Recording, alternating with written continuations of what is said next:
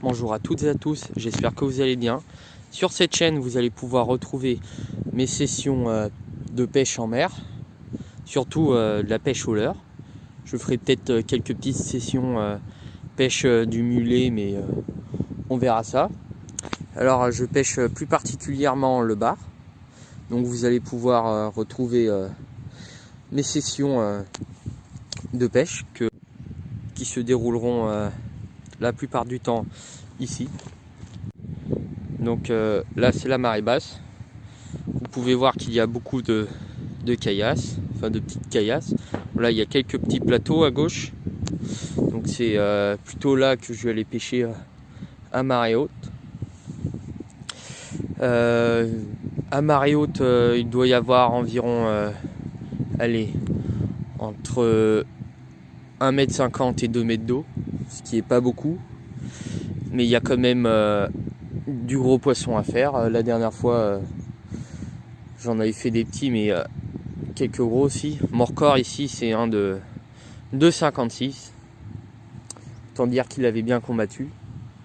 Il y en avait un autre de la même taille juste derrière qui suivait, mais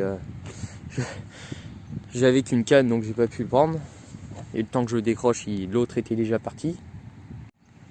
Par le biais de mes vidéos, je vais essayer de vous faire transmettre ma passion pour la pêche au leurre en mer, mais je pêche aussi en rivière au feeder, ou alors même au leurre en rivière. Donc dans la prochaine vidéo, je vous mettrai juste quelques photos de mes derniers bars depuis la rentrée scolaire 2021. Pour parler de ma canne, pour l'instant je n'ai pas une super canne, comment dire, enfin j'ai une canne pour débutants que j'ai gardée, mais je l'ai toujours pas changée. Je vais en prendre une un peu plus puissante, un peu mieux. Je vais prendre du plus haut de gamme, mais pour l'instant elle me suffit très bien. Donc pour toutes les personnes qui aimeraient débuter dans la pêche en mer, que ce soit au leurre ou alors opposé, je vous conseille la Illicium 250 qui est il me semble à 59 € à Decathlon avec le moulinet, sinon 35 € sans le moulinet. C'est la canne que j'utilise. J'utilise comme fil du nylon, car je trouve qu'il coupe moins sur les cailloux et les huîtres que la tresse, qui est vraiment très cassante. Mais l'inconvénient c'est que on a moins de contact avec notre leurre, et la détection des touches est moins directe et moins facile à repérer. Alors qu'avec de la tresse, vous êtes directement en contact avec votre leurre, vous pouvez sentir très bien le fond, très bien les touches, ce qui est vraiment pas mal. Mais l'inconvénient c'est que ça coupe bien sur les huîtres et les roches. Même si on tape juste un tout petit peu dessus, il suffit qu'il y ait un brin de la tresse qui soit coupé, sectionné, que le reste de la tresse soit endommagé. Mon nylon c'est du nylon cerise, qui est à Decathlon. Enfin c'est comme ça qu'il s'appelle. C'est du nylon pour le surf casting, mais vous pouvez très bien pêcher au leurre avec.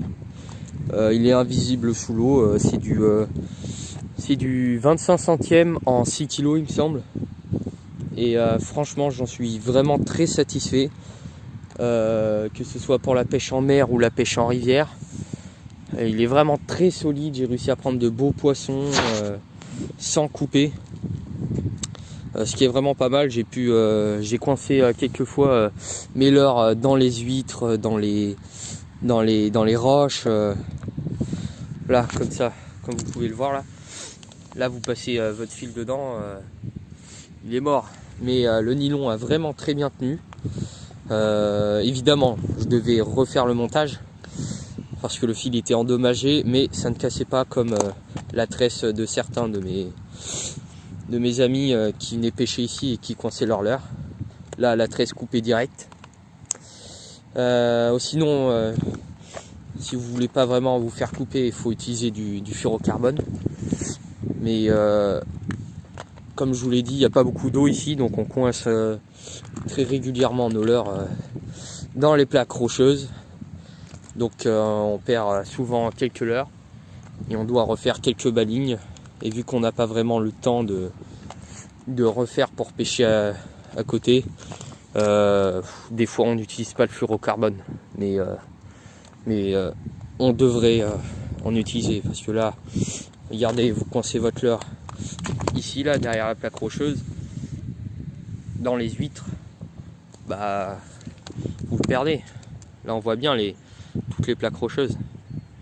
Donc c'est pour ça que c'est vraiment très important d'avoir un fil assez solide pour pêcher ici. Donc là, voici ma boîte de Black Minnow. Bon, c'est des deux côtés, de l'autre côté j'en ai moins, mais bon. Voilà, ce sont des numéros 2. 8 grammes, pas plus, parce que là, comme je vous l'ai dit, il n'y a pas beaucoup d'eau. J'en ai aussi en 5 grammes, celui-là et celui-là. J'en avais un autre, mais je sais pas où j'ai mis. Aussi un Metal Dig pour pêcher là où il y a plus de fond.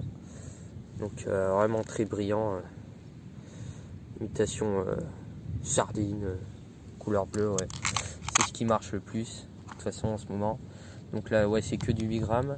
Celui-là aussi, vert citron, là. Il marche vraiment pas mal à marée haute. Ou quand l'eau est trouble, comme les bleus en fait. Donc de l'autre côté, j'en ai quelques-uns aussi. Coloris rouge, mais ce qui marche mieux en ce moment, c'est coloris naturel. Donc celui-là, bah, c'est toujours en numéro 2. À mon avis, c'est ce qui marche mieux.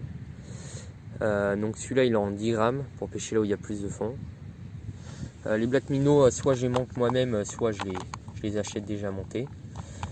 Celui-là, c'est pareil, il est en 5 grammes. Avec celui-là, j'ai pris aussi quelques barres à marée montante le matin. 5 grammes, ouais. Ça marche vraiment pas mal. Et là, ça, c'est des vieux corps de Black Minnow. Donc là, vous pouvez le voir, il a été sectionné ici, là. Et à l'arrière. Bah, ça arrive souvent. Celui-là, c'est avec celui-là que j'ai pêché mon bar de 56. Donc il me l'a complètement éclaté.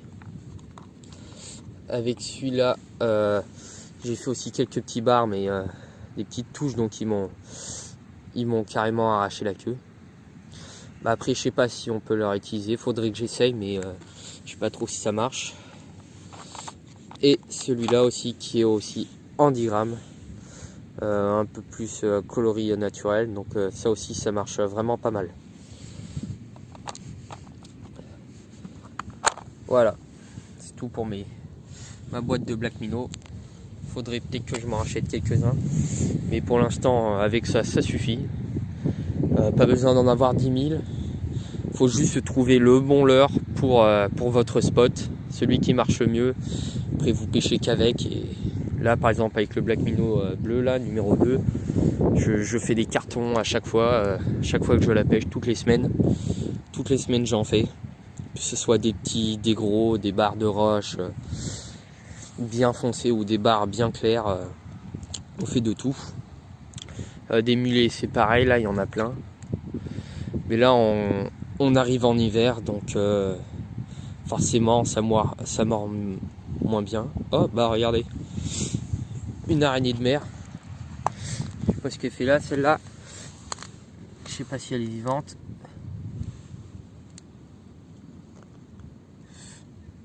Elle me semble morte. Bon.